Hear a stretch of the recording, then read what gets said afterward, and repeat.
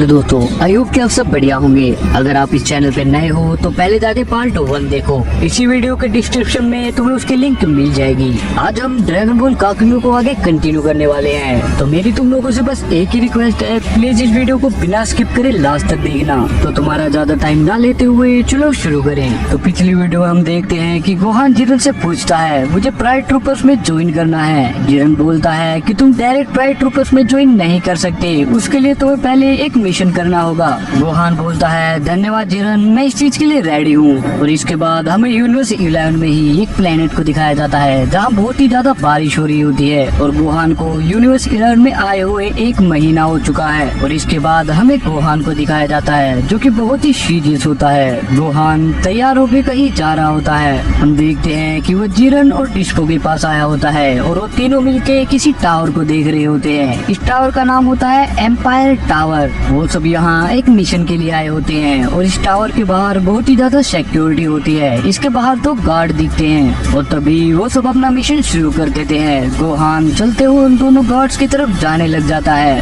और वो गार्ड्स ये देख के काफी कंफ्यूज होते हैं क्योंकि उन्होंने गोहान को पहले कभी देखा ही नहीं होता। और तभी वहाँ खड़े वो गार्ड्स गोहान से चिल्ला के पूछते हैं ओए तुम्हारा बैच कहाँ है। और तभी वहाँ खड़ी कुछ लड़कियाँ उन गार्ड्स को बोलने लग जाती है आज की रात तो काफी अच्छी होने वाली है। वहाँ खड़े उन सोल्जर्स को देखो वो कितनी मस्कुलर हैं। और लड़कियों की बातें सुन के लग रहा होता है कि वो सोल्जर्स का ध्यान भटकाने की कोशिश कर रही हैं और वो उसमें कामयाब भी हो गई हैं। और ये बोलते ही वो सब वहाँ से जाने लग जाती हैं। और उन लड़कियों की बात सुन के जैसे इन गार्ड्स का ध्यान लड़कियों की तरफ जाता है, गोहान वहाँ से अचानक से गायब हो जाता है। और ये देख के वो दोनों सोल्जर बहुत ही ज्यादा हैरान हो जाते हैं। उन दोनों को कुछ भी समझ नहीं आ रहा होता कि आखिरकार एक इंसान जो 1 सेकंड पहले उनके सामने था वो गायब कहाँ हो गया। हम देखते हैं कि गोहान ने आसमान में जंप लगाई होती है और वो उड़ रहा होता है। गोहान इस मिशन को लेके काफी स्ट्रेस में होता है। गोहान बोलता है वो ये तो काफी क्लोज था, वो शायद मुझे देख ही लेते। गोहान उड़ते हुए उसी बिल्डिंग की खिड़कियों को देख रहा होता है कि अंदर कोई है तो नहीं, ताकि वो आसानी से अंदर जा सके। और वो उस खिड़की के पास जाता है।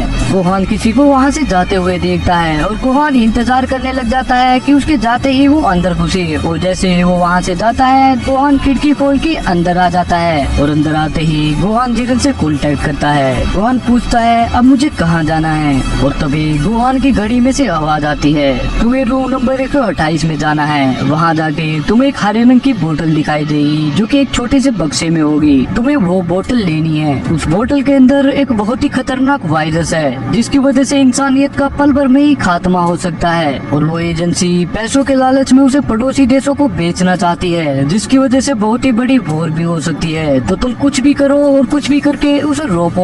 और जिरन की बात खत्म होते ही गोहान रूम नंबर 128 के पास जाने लग जाता है और उसके दरवाजे के बाहर जाके खड़ा हो जाता है। गोहान बहुत ही ज्यादा प्रेशर में होता है और वो खुद को बोल रहा होता है अगर मैंने इस मौके को गवा दिया तो एक देश ही नहीं पूरे के पूरे कॉन्टिनेंट को इस चीज से खतरा है और मेरे पास सिर्फ एक ही मौका है, तो चलो चले।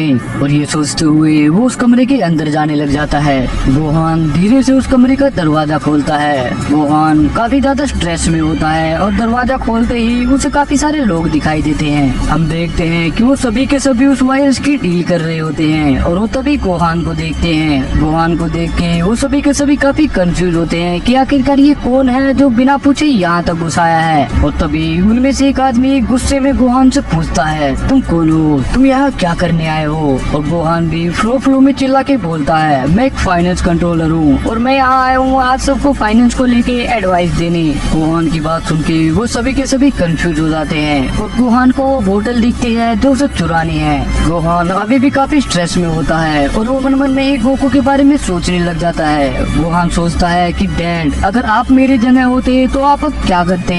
और तभी गोहान के दिमाग में गोकू की एक एल्यूजन आती है। गोकू बोलता है हाय गोहान, क्या तुम्हें कोई एडवाइस चाहिए। गोहान ये सोच के काफी हैरान हो जाता है और गोहान बोलता है हाँ मुझे चाहिए। और तभी गोकू का इल्यूजन बोलता है अगर मैं तुम्हारी जगह होता तो मैं सबसे पहले सबसे स्ट्रॉन्ग हो रहा था ताकि बाकी सब डर के वहाँ से भाग जाए बिना बोतल के बारे में सोचे हुए, जिसकी वजह से तुम बोतल को आसानी से पा सको। आई होप कि मैंने तुम्हारी हेल्प करी होगी। और धीरे धीरे गोकू का इल्यूजन गोहान के दिमाग से गायब होने लग जाता है और गोहान ये सब सोच के हंसने लग जाता है। गोहान खुद को ही बोलता है मुझे पता ही होना चाहिए था। आपका बहुत बहुत शुक्रिया डैड। और तभी गोहान बहुत ही ज्यादा ज्यादा कॉन्फिडेंस लग रहा होता है। गोहान समझ जाता है कि अब उसे क्या करना है। गोहान अपने हाथ में एक छोटा सा की ग्लास अटैक बना रहा होता है। गोहान बोलता है, जेंटलमैन, मैंने इस बारे में काफी सोचा और मुझे सब कुछ सही लगा। वो सब सोच रहे होते हैं कि आखिरकार ये किस बारे में बात कर रहा है, और तभी गोहान अपनी बनाई हुई की एनर्जी को उन सब के सामने फेंक देता है। वो सब उस चीज को बहुत ही ध्यान से देखने लग जाते हैं कि ये क्या है। तभी वो चीज ब्लास्ट होती है, उसके अंदर से बहुत ही ज्यादा लाइट निकलने लग जाती है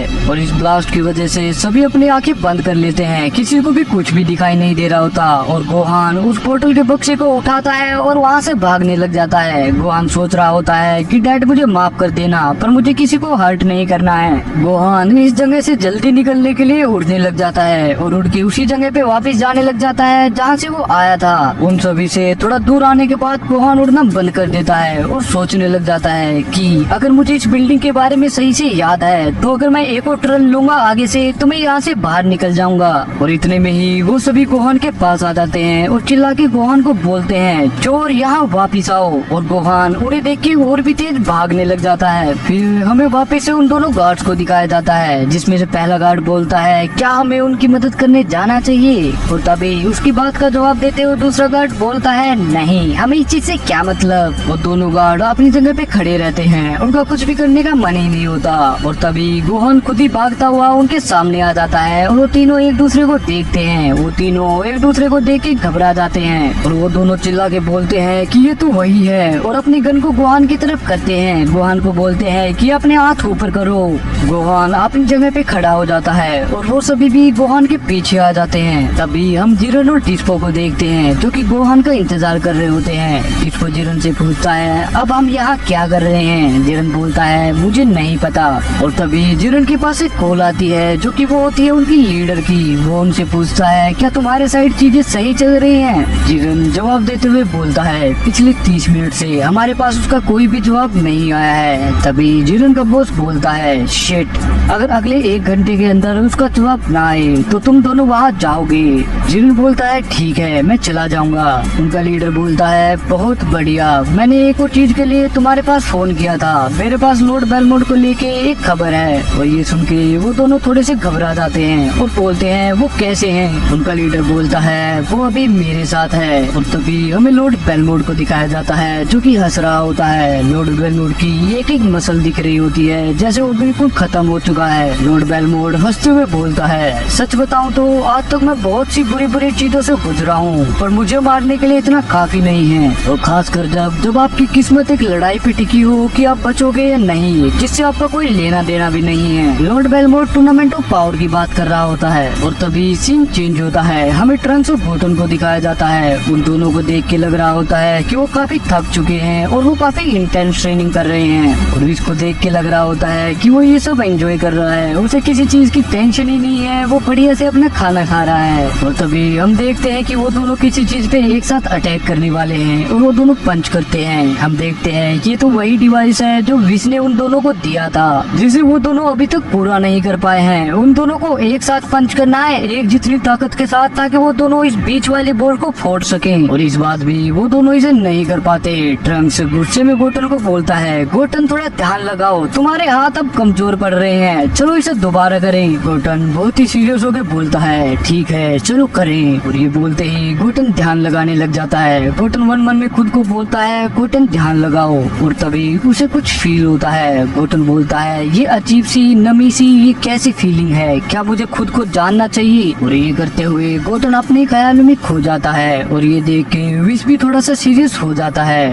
गोटन अपने ही अंदर होता है, अपने ही ख्यालों में। गोटन धीरे धीरे अपनी आंखें खोलता है और उसे कुछ भी नहीं दिखता, हर जगह बस अंधेरा होता है। गोटन बोलता है, मैं कहाँ आ गया हूँ? और तभी गोटन के सामने एक बहुत ही बड़ा दरवाजा आता है। गोटन उसे देख के थोड़ा सा शौक होता है। गोटन बोलता है, ये दरवाजा ये क्या है? और उसके पास जाने लग जाता है उसे खोलने के लिए। गोटन अपना हाथ आगे बढ़ाता है और तभी गोटन उस दरवाजे को खोलने लग जाता है और खोलते हुए सोच रहा होता है कि आखिरकार इस दरवाजे के आर पार क्या है। और जैसे इसने हमें बताया था कि अपने अंदर के डीमन को फेस करो, क्या इसका उस चीज से कोई लेना देना है? मुझे बहुत ही ज्यादा प्रेशर फील हो रहा है। और वो उस दरवाजे को खोलने ही वाला होता है कि उसको कुछ आवाज आती है, गोटन गोटन 3 2। हम देखते हैं कि ट्रंक्स होता है। ट्रंक्स गोटन को इशारा दे रहा होता है पंच करने के लिए। चाहिए, लेकिन बोटन अभी भी अपने ख्यालों में होता है। और तभी बोटन की आंखें खुलती है। बोटन ट्रंक्स को बोलता है ट्रंक्स रुको, और बोटन के बोलते ही ट्रंक्स रुक जाता है और कंफ्यूजन से बोटन की तरफ देखने लग जाता है। बोटन बोलता है मैंने अपने दिमाग के अंदर एक दरवाजा देखा,